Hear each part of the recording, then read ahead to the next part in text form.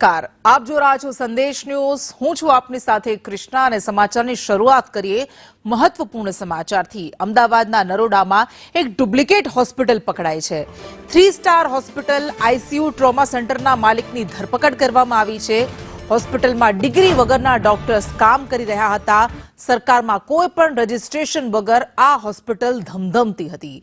દર્દીઓને ખોટી રીતે એડમિટ કરીને મેડિક્લેમ મંજૂર કરાવતા હતા અને આવી રીતે પૈસા ભેગા કરતા હતા। વીમા કંપનીએ તપાસ કરતા આ હોસ્પિટલની પોલ ખુલી છે। ખોટા સિક્કા, પેપર, સી ફોર્મ, ખોટા રિપોર્ટ કબજે કરવામાં આવ્યા।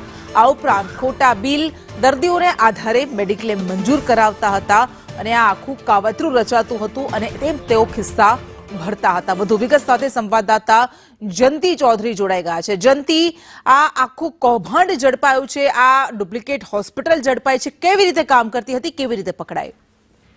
કૃષ્ણા, ખ્યાતિકાંડ જેવો જ આ કાંડ છે। ખ્યાતિકાંડની અંદર લોકોને મારવામાં આવતા હતા, પરંતુ અહીંયા મારવામાં નથી આવતા, પરંતુ ડુપ્લિકેટ રીતે લોકોને એડમિટ કરવામાં આવે છે અને પ્રાઇવેટ કંપનીઓ પાસેથી વીમા પાસ કરાવવામાં આવી રહ્યા છે। નરોડાની અંદર ડુપ્લિકેટ હોસ્પિટલ પકડાઈ છે। એચડીએફસી એગ્રો જનરલ ઇન્સ્યોરન્સ દ્વારા પોલીસમાં ફરિયાદ કરવામાં આવી હતી અને જ્યારે પોલીસ ત્યાં પહોંચી ત્યારે આખી હોસ્પિટલ ડુપ્લિકેટ હતી, કારણ કે હોસ્પિટલ સરકારમાં કંઈ નોંધાયેલી નથી। હોસ્પિટલનું સીફોર્મ ખોટું બનાવવામાં આવ્યું છે। હોસ્પિટલમાં જે ડોક્ટરો છે તે ડિગ્રી વગરના છે। હોસ્પિટલના જે મેડિકલના બિલ છે તે પણ ખોટા આવ્યા હતા, સાથે જ રિપોર્ટો પણ બધા ખોટા છે। આ બધું સબમિટ કરીને ઇન્સ્યોરન્સ પાસ કરાવવાનું સૌથી મોટું કૌભાંડ સામે આવ્યું છે અને જેને લઈને હોસ્પિટલના જે માલિક છે તેમની ધરપકડ કરવામાં આવી છે અને તેમના વિરુદ્ધ ગુનો દાખલ કરવામાં આવ્યો છે। મહત્વનું છે કે ખ્યાતિ જેવો જ આ એક કિસ્સો સામે છે, પરંતુ ખ્યાતિમાં લોકોના હૃદય ચીરવામાં આવતા હતા, જ્યારે અહીંયા હૃદય ચીર્યા વગર જ ખોટી રીતે કંપનીઓ પાસેથી ઇન્સ્યોરન્સ પકાવવામાં આવી રહ્યા છે અને લાખો કરોડો રૂપિયાનો વેપલો આ હોસ્પિટલ દ્વારા કરવામાં આવી રહ્યો છે। જી બિલકુલ, આભાર આપનો તમામ વિગત માટે।